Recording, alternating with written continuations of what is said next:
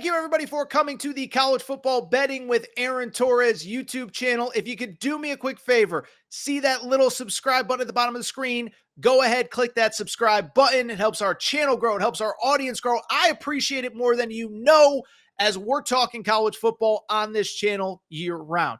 Appreciate your support. Click that subscribe button. Florida State hosting Alabama. Okay, so Alabama obviously ranked in the top 10. Florida State, off of a 2-10 season, not surprisingly unranked. Alabama in the Circa Sportsbook, all lines presented by Circa Sportsbook.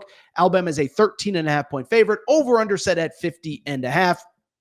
Listen, I think a theme of today's show has been new coordinators in new places.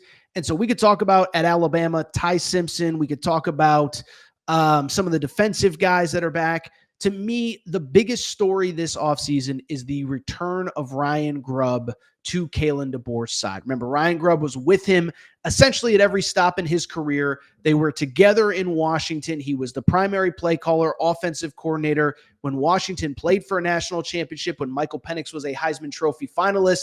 Last year, he stayed in Seattle to be the offensive coordinator with the Seattle Seahawks. It did not work out. He is now back in Tuscaloosa. And to me, I don't think you can put a price on his value to Kalen DeBoer's entire operation. They speak the same language. They've been together for a million years. You know, knowing as many people as I do in coaching, I just think it's something about people that you're familiar with, people that you can trust, people that are kind of, you know, one side of the brain to the other, where Kalen DeBoer, and it's no disrespect to last year's play callers, last year's coaching staff, but Kalen DeBoer, just him and Ryan Grubb are always going to be on the same page. So I don't think you can put a deal on that. But as far as Alabama is concerned, you know, the good thing is Ryan Grubb is certainly not coming to an empty cupboard. You know, Ty Simpson, I have said all offseason, this isn't going to be bash Jalen Milroe, but I think Ty Simpson is better suited for what they want. If you've listened to Ryan Grubb this offseason, he has been consistent. Ty Simpson takes care of the football. There's no turnovers. He does what is asked of him. And by the way, that's definitely not a knock on Jalen Milroe, because Ryan Grubb never coached Jalen Milroe. But this is what you need out of your quarterback in this system. Does he take care of the ball? Is he smart with the ball? Does he get rid of it when he needs to? Does he throw it away when he needs to? Does he take the check down when he needs to? That's who Ty Simpson is going to be. And again, thankfully, he doesn't have to do it alone. Jam Miller, star running back, it is worth noting, will not be available in this game in Tallahassee, but the wide receiver core is deep. That O-line is big and filthy. Parker Brailsford, remember, this is worth noting. Parker Brailsford, we know the importance of the center position.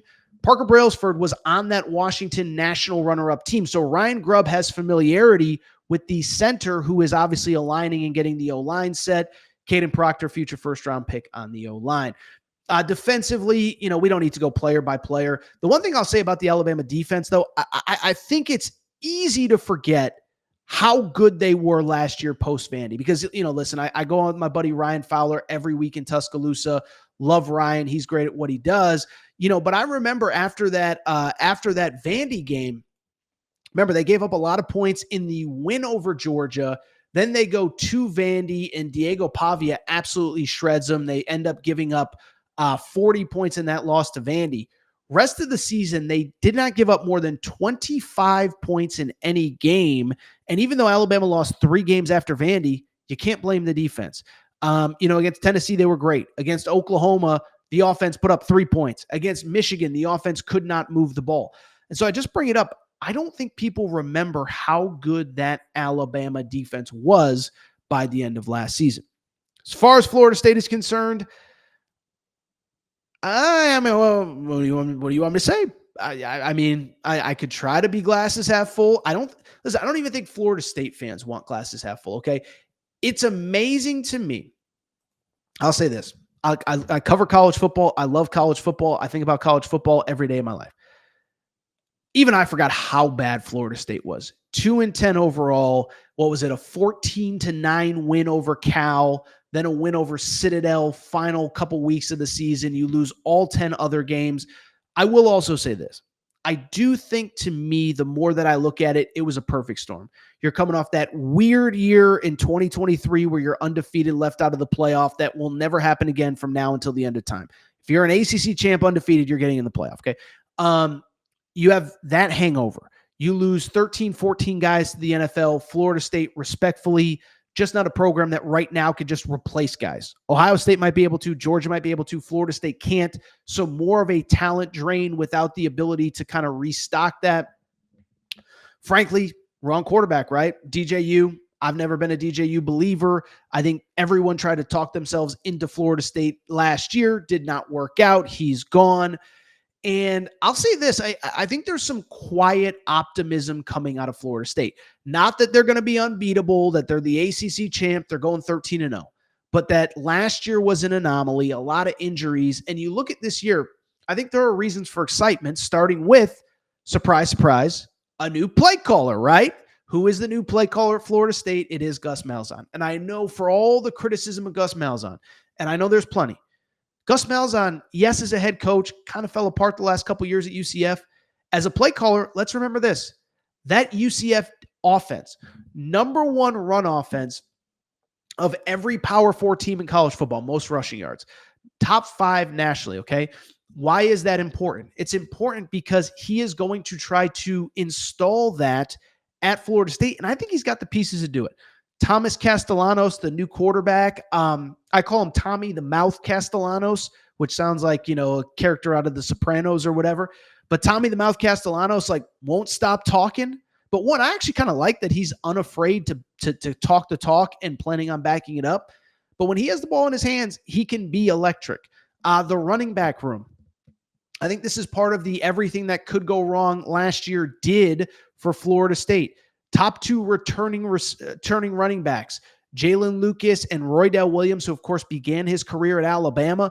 Both of those guys played a combined 6 games last year. Running back 1, running back 2, combined for 6 games because of injury. Missing, not great at math, 18 combined games. They add Gavin Sawchuk from the transfer portal, was good 2 years ago at Oklahoma. Injuries, transfer, whatever. Add Squirrel White at wide receiver, add Deuce Robinson from USC at tight end.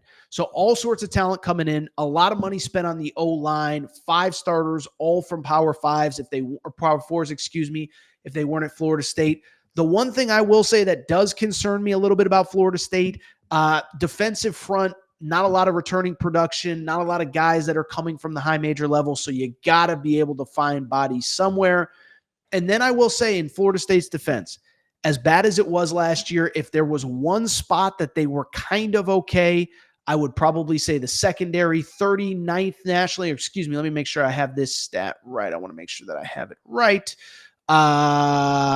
They were about 40th or so nationally in terms of pass defense, 41st overall. Shaheem Brown back at safety. 70 tackles a season ago, Earl Little Jr. So they got a lot of production back at the secondary spot, which brings me to my pick. Again, Alabama 13.5 point favorite in the Circus Sportsbook, over under set at 50.5. I'll say this. I like Florida State to cover. I like Alabama to win. Fans don't get mad, but I like Florida State plus 13.5. Couple things here. One, first of all, the weather is not going to be great. That feels like it's kind of important. We might get a rainy day. Feels like advantage home team, advantage, team that wants to run the ball more. Also worth noting, environment's going to be electric. I think people forget, even at Florida State, if they're down, disappointing, whatever, it ain't an easy place to play. Tickets are through the roof, $200+ to get in. Even if Alabama's going to bring a lot of fans, it's still going to be the majority Florida State. And I just don't think you can overlook this team. Again, Gus Malzahn, to his credit, always finds an ability to run the ball. Thomas Castellanos is a good, not great, but I think he's a good college quarterback, and he's got a lot of running talent around him. And again, when you're talking about a 2-touchdown deficit, just let's do some math. Team at home, team that wants to run the football, team where if there's bad weather probably favors them. I think that's advantage Florida State, especially when you factor in that this is Ty Simpson's really essentially first career start, first meaningful start. It's on the road. His best running back is not available. And oh, by the way, that wide receiver core, while talented, is going up against the strength of Florida State's defense, which is the secondary. So I think Alabama wins. I'll say something like 31-28, 31-24, something like that. but I don't think it is a runaway. I don't think it's a blowout. I don't think it's an Alabama laugher. And by the way, I do know that Castellanos talking probably not the smartest thing. I don't know that that matters all that much come game day. Give me Alabama plus, or excuse me, Florida State plus the 13.5.